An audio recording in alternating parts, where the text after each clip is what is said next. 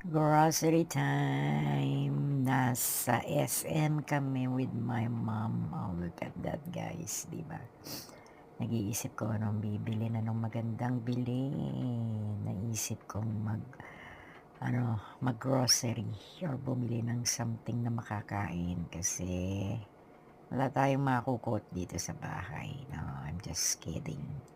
So, yan. Paminsan-minsan lang kami lumalabas, guys. Actually, since we got home from Cebu and Bohol, ngayon lang ulit kami lumabas ni Mother.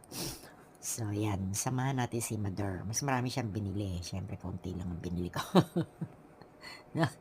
Ayan, tingin-tingin tayo. Ayan, nakikita ninyo ang SM. Ang maganda dito sa SM, kompleto sila, guys. All what you need was here at SM. Oh, di ba? Nagpo-promote na talaga ako ng pang-SM, eh, no? baka mabigyan ako ng award. Namimili kami ng tinapay, guys. Wala kasing bandep. Masarap yung bandep, eh. Actually, bandep, yan ang paborito namin ni Nicole na food. Hindi food. Na, ano ba't pangalan nito? Na loaf bread. Masarap kasi yung bandep.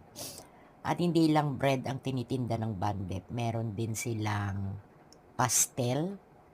Yan ay gawa dito sa Cagayan de Oro actually. Pero nakakarating na rin sa Manila yung pastel. Pero usually yan ang pinapasalubong ng mga taga-probinsya galing Cagayan de Oro. Kunyari pupunta sila ng Manila.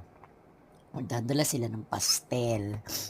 Diba? Parang delicacy yata ng Cagayan de Oro ba yun? Kasi dito sa Cagayan de Oro galing eh basta sinabing pastel.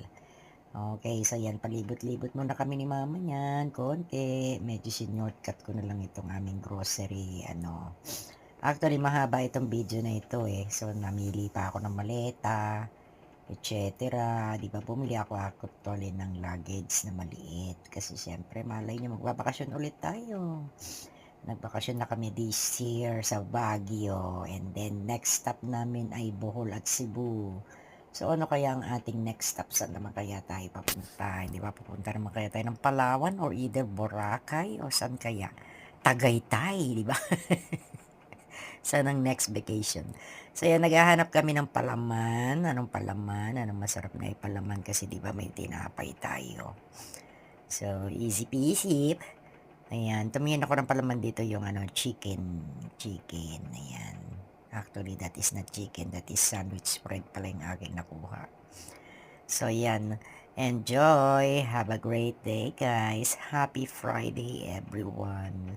So, yung mga mag-grocery dyan, tara na, let's go sa SM. You've got it all for you, sabi, di ba?